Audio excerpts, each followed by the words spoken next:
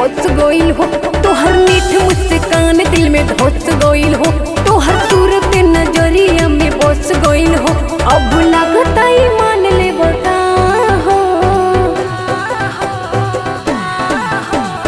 मारी के नजरिया के बाहर रजदी हमर जान ले बका हो,